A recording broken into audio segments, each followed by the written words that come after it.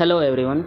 आज हम delta star transformer connection के बारे में जानने वाले हैं। डेल्टा स्टार ट्रांसफार्मर कनेक्शन जो है वो आपके डेल्टा डेल्टा और स्टार स्टार कनेक्शन से कुछ अलग है। इसमें हमको 30 डिग्री का डिस्प्लेसमेंट मिलता है फ्रॉम प्राइमरी। कहने का मतलब ये है कि आपका जो सेकेंडरी है वो इन पैरेलल नहीं होगा प्राइमरी के, वो आपको 30 डिग्री का फेज डिस्प्लेसमेंट देता है, जिससे कि इसमें कुछ पॉसिबल कनेक्शंस हम देख पाएंगे, जैसे कि DY5, DY11, DY1, DY7। ठीक है, तो इनके बारे में हम डिटेल में जानते हैं। ठीक, तो जो DY5 कनेक्शन है जिसमें हमको 150 डिग्री डिस्प्लेसमेंट भी मिलता है, तो इसके बारे में जानते हैं। तो इसमें हम देख पा रहे हैं कि हमारा ये जो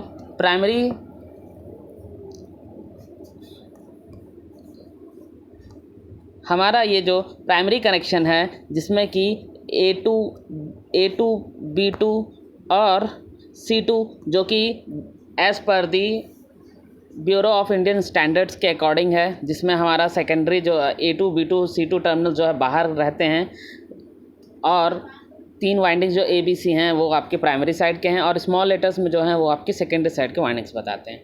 चूँकि ये सेकेंडरी साइड स्टार कनेक्शन है तो आप इसमें इजीली देख पा रहे हैं कि इसमें एक A2, B2 जो स्मॉल लेटर्स में है, A2, B2 और C2 आपके स्मॉल लेटर्स में आउटपुट टर्मिनल्स हैं जो कि स्टार कनेक्टेड हैं। इसमें एक न्यूट्रल पॉइंट मिलता है हमको। ठीक है, तो ये जो है आपके स्टार कनेक्शन को बताता है। तो इसको जब हम इसका फेज़र डायग्राम ड्रॉ करते हैं तो हमको कुछ इस तरीके से मिलता है। यहाँ आप देख पा रहे हैं कि ये जो ट्रायंगल है आपका, इस ट्रायंगल में A2, B2, C2 जो हैं आपके आउटकमिंग टर्मिनल्स हैं। ठीक है, उसके रिस्पेक्ट में ABC 3 वाइंडिंग्स हो गए आपकी, जो कि ये क्लॉकवाइज है तो इसकी नेमिंग उसी हिसाब से की गई है। अब आपके सेकेंडरी साइड में आते हैं तो हमको A2, B2, C2 जो है आपको जो आउटकम टर्मिनल्स हैं वो हैं सेकेंडरी साइड के, और जो वाइंडिंग्स है आपकी ABC वो क्लॉकवाइज है।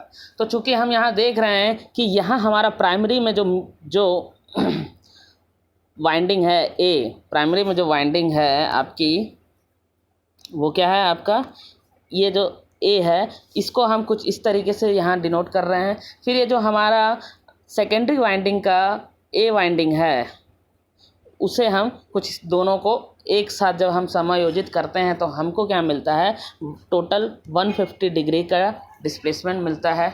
और ये जो है आपके प्राइमरी से कितना डिस्प्लेसमेंट दे रहा है, 30 डिग्री का। ठीक है, तो इसलिए हम इसमें डेल्टा टू स्टार कनेक्शन में हम बोलते हैं कि ये 30 डिग्री का डिस्प्लेसमेंट देता है in comparison with the primary winding.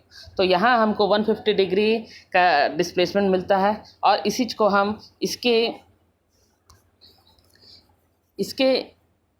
इस डायग्राम से हम बता सकते हैं कि इसमें जो है हमको कितना डिग्री का फेज डिस्प्लेसमेंट मिलता है, 150 डिग्री का फेज डिस्प्लेसमेंट मिलता है। तो अब हम आगे बढ़ते हैं।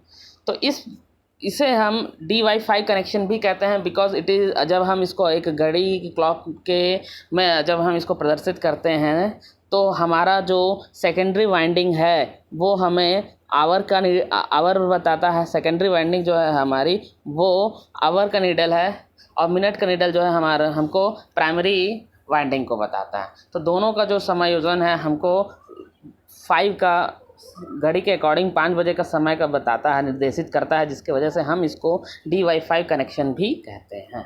अब आ जाते हैं इसमें जो दूसरा कनेक्शन है आपका, वो है आपका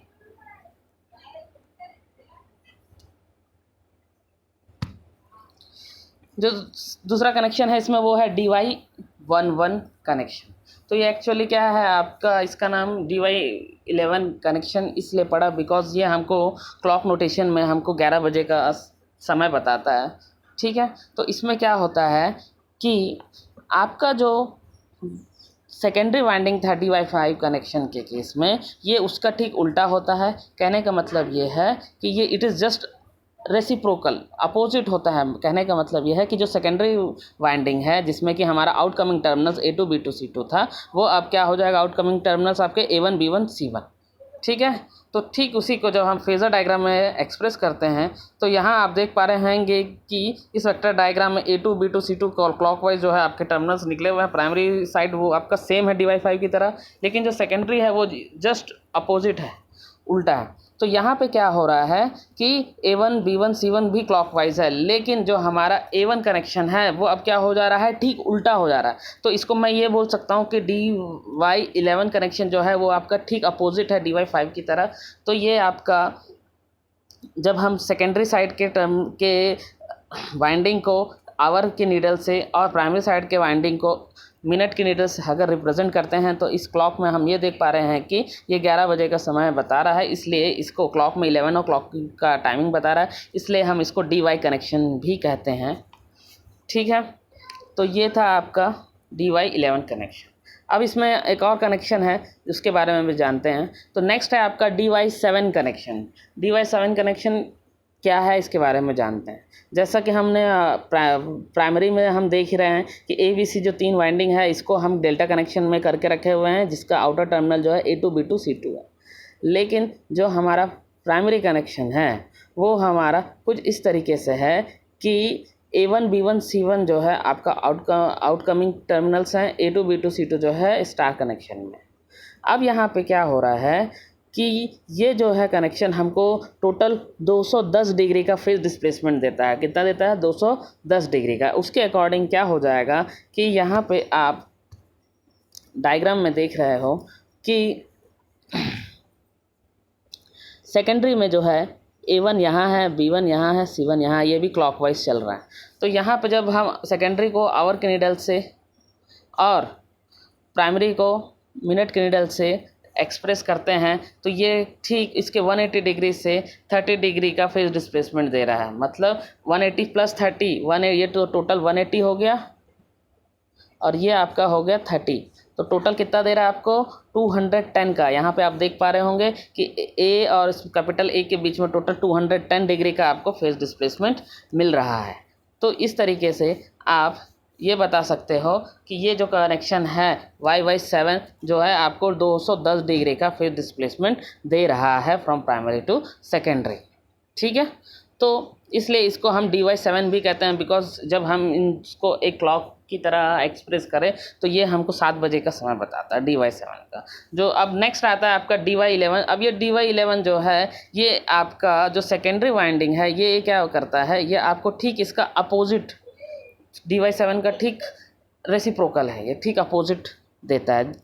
तो इसमें जो हमारा प्राइमरी कनेक्शन देख रहे हो आप, ABC जो है आपका प्राइमरी सेम है, डेल्टा कनेक्शन में ही है। इसका आउटकमिंग जो टर्मिनल्स हैं A2 B2 और C2 हैं, लेकिन जो आपका प्राइमरी है वो क्या हो जा रहा है, dy7 से ठीक उल्टा हो रहा है। इसमें आउटकमिंग टर्मिनल्स आपके A2 B2 C2 हैं।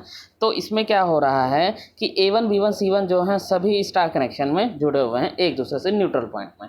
तो यहाँ हम देख पा रहे हैं कि इसका जो फेज़र डायग्राम है उसके अकॉर्डिंग A2 B2 C2 वो तो सिमिलर ही है। अब यहाँ पे क्या हो रहा है कि ये जो फेज़र डायग्राम है ये आपका ठीक उल्टा है पहले वाले से।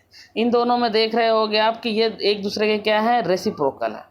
तो अब आ जाते हैं इसमें क्या चेंजेस हैं। तो इसके वजह से हम देख रहे हैं कि जो A2 है वो हमारा सेकेंडरी जो स्मॉल लेटर्स में A2 है वो हमको क्या बताता है, सेकेंड आवर का नीडल बताता है, और जो हमारा मिनट का नीडल है प्राइमरी का वाइंडिंग का वो हमको मिनट का नीडल देता है। तो इसको जो हम एक क्लॉकवाइज नोटेशन में दिखाते हैं तो ये हमको 1 बजे का क्लॉक में जो है 1 बजे का नोटेशन देता है 1 o'clock का। तो उसके बेसिस पे हम ये बोल सकते हैं कि ये जो कनेक्शन है हमको -30 डिग्री का फेज डिस्प्लेसमेंट दे रहा है। क्योंकि अगर मैं 12 को अगर मैं रेफरेंस लेता हूँ तो यहाँ पे I जो है 12 से लीड कर रहा है, तो इसको हम यहाँ पे -30 डिग्री का फेज डिस्प्लेसमेंट बता रहे हैं। और इससे हमको क्या बोलते हैं, dy1 कनेक्शन भी कहते हैं। यहाँ पे जो है कैपिटल D है वो है आपका डेल्टा कनेक्शन, और Y जो है आपका स्टार कनेक्शन को बता रहा है। यहाँ जो कैपिटल D है वो हाई वोल्टेज को और जो Y है वो लो वोल्टेज वाइंडिंग को एक्सप्रेस कर रहा है। तो आज की क्लास में बस इतना ही, और इसमें हमने देखा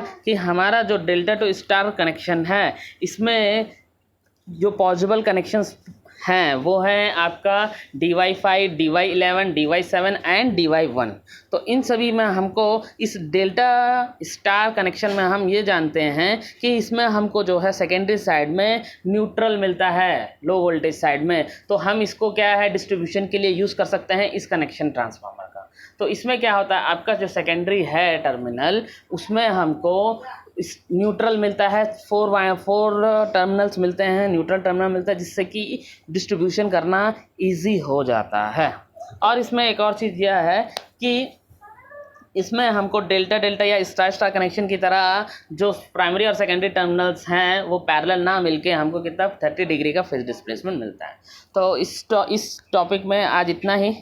तो ये था आपका delta two star connection. Thank you.